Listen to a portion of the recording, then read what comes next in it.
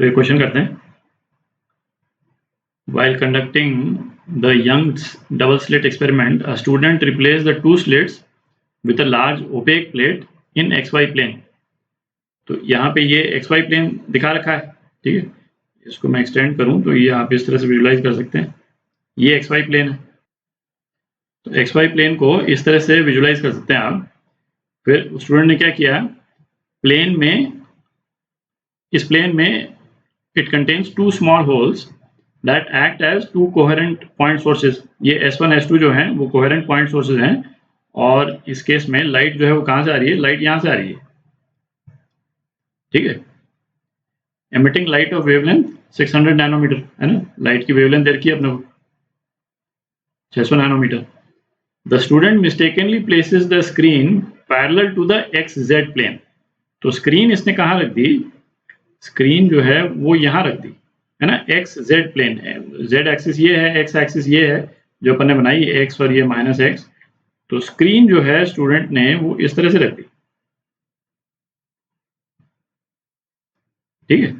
Young's double slit के लिए उसको स्क्रीन रखनी चाहिए थी, इस तरह से सामने रखनी चाहिए थी, तो यहाँ पे फ्रिंजेस बनती, ठीक है, और इस तरह से लाइट जाती। पर स्क्रीन जो है इसने एक्स जेड प्लेन में रख दी। At a distance d is equal to 3 metre, ये d जो है वो 3 मीटर है, ये d 3 metre from the mid point of S1 S2 as shown in the figure.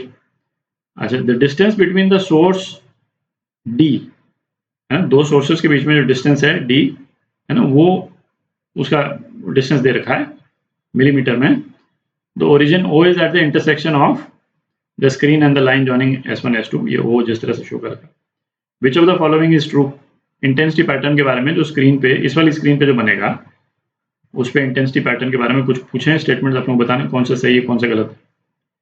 अच्छा, तो इसमें देखें आप, जो इसमें तीन जो सेंटेंसेस हैं ए सी और डी, ये है जो इंटेंसिटी पैटर्न का जो शेप बनेगा, शेप को लेकर के है।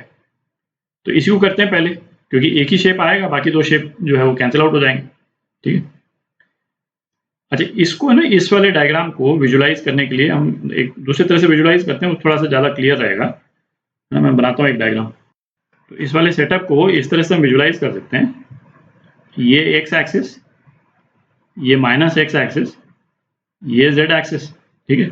और ये जो ग्रीन वाली लाइन है S2 S1 जो है वो इसी लाइन पे है, लेकिन ये S1 और ये S2, ठीक है, ये S1 और ये S2, और ये स्क्रीन जो है ये सामने है, ये पूरा प्लेन जो है ये स्क्रीन है, और S1 S2 से रेज जो है वो स्क्रीन पे पड़ रही, ठीक है।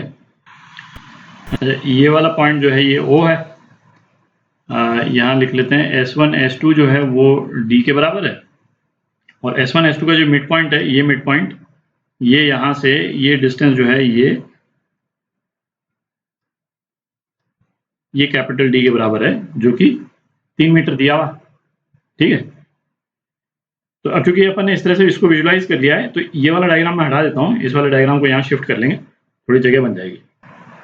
अच्छा, तो इस वाले स्क्रीन पे अपने को फ्रिंज का शेप पता करना है, ठीक है। अच्छा, फ्रिंज में से सपोज मैक्सिमा की जो कंडीशन है उसके लिए पार्ट डिफरेंस क्या होता था, n लैम्डा होता था, ठीक है। और n की जो है वो वैल्यू जो है वो वेरी करती रहती थी।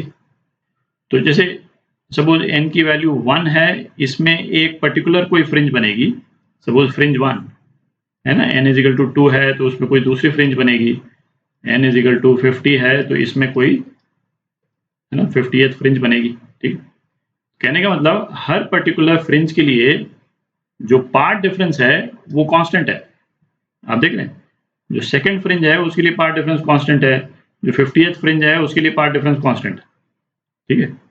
तो अपने को यहाँ पे क्या पता करना है, उस पॉइंट का लोकस पता करना है जहां पे पार्ट डिफरेंस S1 S2 के कारण जो रेज जो आ रही हैं उसका पार्ट डिफरेंस कांस्टेंट हो, ठीक है। तो वो एक पर्टिकुलर फ्रिंज बन जाएगी, है ना। यदि कंस्ट्रक्टिवली उसको इंटरफेयर करना होगा तो वो पार्ट डिफरेंस ये n लैम्डा हो जाएगा, और मिनिमा करना होगा तो n प्लस हाफ लैम्डा हो जाएगा।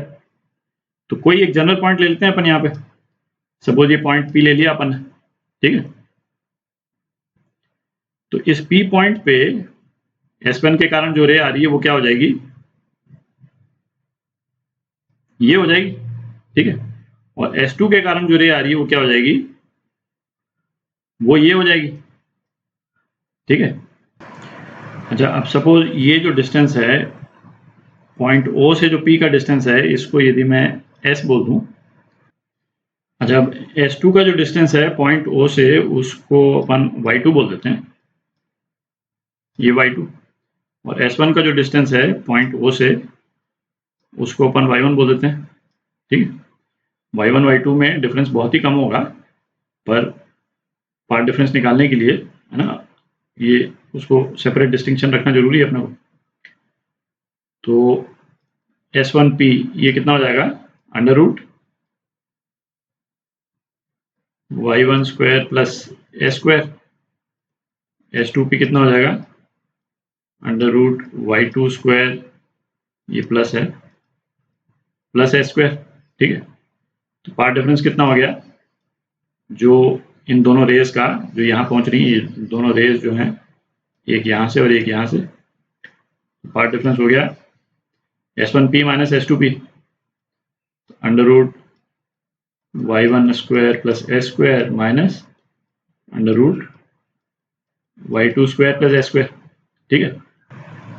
अच्छा, और अभी हमने यहाँ पे क्या डिस्कस किया था कि किसी एक पर्टिकुलर फ्रिंज के लिए पार्ट डिफरेंस जो है वो कांस्टेंट रखना जरूरी है, ठीक है। इसका मतलब यदि एक पर्टिकुलर फ्रिंज हम कंसिडर करते हैं, उसका शेप हमको पता करना है बेसिकली, तो उसके लिए ये डेल्टा एक्स जो है वो कांस्टेंट होना पड़ेगा, ठीक है। तो ये डेल्टा एक्स जो है उसका कांस्टेंट होना पड़ेगा एक पर्टिकुलर फ्रिंज के लिए। अच्छा, अब इसके यदि लेफ्ट हैंड साइड में देखें तो ये एक्सप्रेशन, ये तो कांस्टेंट ही है y1, ये तो वेरी कर नहीं रहा, ठीक है। y2 ये एक्सप्रेशन, ये भी कांस्टेंट है, ये भी वेरी कर नहीं रहा। अब क्या बच गया अपने पास में, ऐसी बच गया। तो इसका मतलब क्या हो गया, यदि इस एक्सप्रेशन को कांस्टेंट होना है तो s को कांस्टेंट होना पड़ेगा, दिख रहा है। और s क्या था, s था बेसिकली जो इस वाले p वाले पॉइंट का जो z कंपोनेंट है, और जो p वाले पॉइंट का जो x कंपोनेंट है ना, उसका ये हाइपोटेन्यूज है बेसिकली, ठीक है। तो s स्क्वायर क्या था, s square x square plus z square था, दिख रहा है। और इसका कांस्टेंट होना जरूरी है, किस लिए कांस्टेंट होना जरूरी है, एक पर्टिकुलर फ्रिंज के लिए, क्योंकि उस पर्टिकुलर फ्रिंज के लिए ये डेल्टा एक्स जो है सेम होगा, कुछ भी होगा, है कि नहीं, कोई भी होगा, 5 लैम्डा होगा, 6 लैम्डा, कोई दूसरी फ्रिंज होगी तो 6 लैम्डा होगा, 7 लैम्डा होगा। पर उस पर्टिकुलर फ्रिंज के लिए जहां जहां जिन जिन पॉइंट्स पे ये सेम पार्ट डिफरेंस आएगा, वो उस फ्रिंज का शेप हो जाएगा, ठीक है। तो ये एक्सप्रेशन आ गया अपने पास में, ये एक्सप्रेशन आ गया। और इस एक्सप्रेशन को देख करके क्लियर है कि ये X square plus Z square is equal to constant, ये किसकी इक्वेशन होगी, ये सर्कल की इक्वेशन होती है, ठीक है। तो नीचे की तरफ तो ऑब्वियसली सर्कल जो है वो नीचे की तरफ तो बनेगा नहीं, क्योंकि वहां तो लाइट है नहीं, है ना, स्क्रीन के ऊपर वाले पोर्शन में लाइट है। तो फ्रिंज का शेप जो है क्या हो जाएगा, सेमी सर्कल हो जाएगा, शेप ऑफ फ्रिंज जो है वो सेमी सर्कल हो गया, ठीक है। आप उसको विजुलाइज करके भी देख सकते थे, बट ये अपन ने थोड़ा सा और रिगरसली निकाल दिया इसको, ठीक है। तो जो फ्रिंज का जो शेप होगा वो किस तरह का होगा, जैसे इस वाले पॉइंट P पे सपोज कोई मैक्सिमा बन रहा होता, तो मैक्सिमा, वो सेम मैक्सिमा जो है सेम पार्ट डिफरेंस के लिए वो मैक्सिमा कहाँ कहाँ बनता,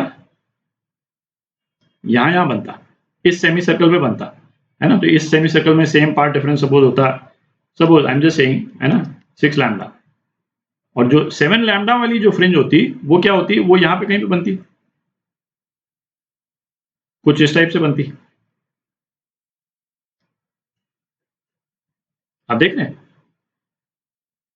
तो इसमें, अच्छा बाकी भी आप चेक कर ही सकते हैं वैसे, है ना। आप देखें क्या दे रखा है, एक तो सेमी सर्कल, है ना, of bright and dark band, तो ये तो करेक्ट ही हो गया, ये करेक्ट हो गया। सी में क्या बोल रहा है, स्ट्रेट लाइंस, तो स्ट्रेट लाइन तो होती हो ही नहीं सकती, स्ट्रेट लाइन का मतलब वो इस तरह से बोल रहा है ना। आप देखें S1 S2 से कोई भी 2 पॉइंट ले लें, यहाँ पे ये पॉइंट और ये पॉइंट, इनका पार्ट डिफरेंस सेम हो ही नहीं सकता, ठीक है। और तीसरा क्या बोला है, hyperbola. Hyperbola of bright and dark bands with foci symmetrically placed about origin. Basically मतलब हाइपरबोला का जो शेप होता है, आप मैथ्स में देखिएगा, हाइपरबोला का ये शेप होता है, ठीक है, इस तरह का शेप। तो इसमें भी आप देख सकते हैं, कोई भी 2 पॉइंट ले लें, यहाँ पे इन दोनों पॉइंट्स को ले लें, तो इन दोनों पॉइंट्स पे पार्ट डिफरेंस सेम हो ही नहीं सकता, ठीक है। तो विजुअली भी आप देख सकते थे, बट ठीक है, अपन ने इस तरह से निकाल दिया, ठीक। अच्छा, अब पॉइंट ओ को देखते हैं, है ना, बी का चेक करते हैं। सी और डी तो गलत हो ही गया, सी और डी रूल आउट हो गया। अब बी चेक करते हैं, तो बी पार्ट करते हैं। The region very close to the point O will be dark.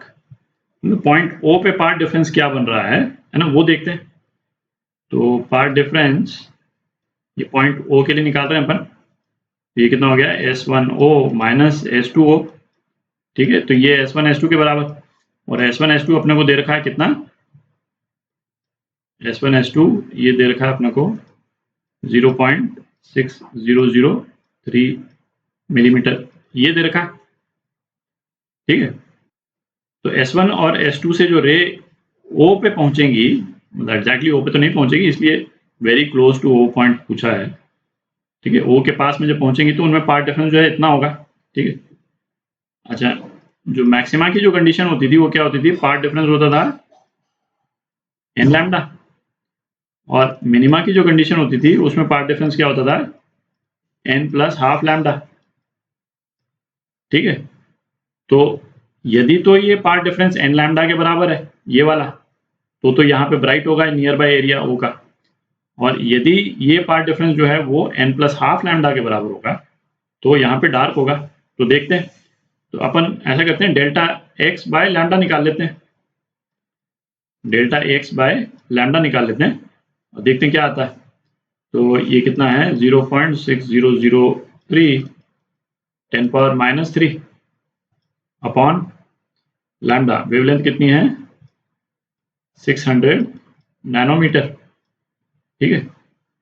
तो ये क्या आता है ना, अपने को निकालना है ये n प्लस हाफ के फॉर्म में, या तो ये आना चाहिए n प्लस हाफ आना चाहिए, और या फिर एक मतलब होल नंबर आना चाहिए, ठीक है। तो इसको आप करेंगे तो ये क्या आता है, ये 1000 प्लस हाफ आता है, ठीक है। तो n तो ये 1000 हो गया और प्लस हाफ, इसका मतलब मिनिमा की कंडीशन सेटिस्फाई कर रहा है। तो मिनिमा मतलब यहाँ पे डार्क होगा, इसके आसपास का जो रीजन है वो डार्क होगा, विल बी डार्क। तो ये भी करेक्ट है ना, बी भी ऑप्शन करेक्ट है, ठीक है। तो ये आपके आंसर।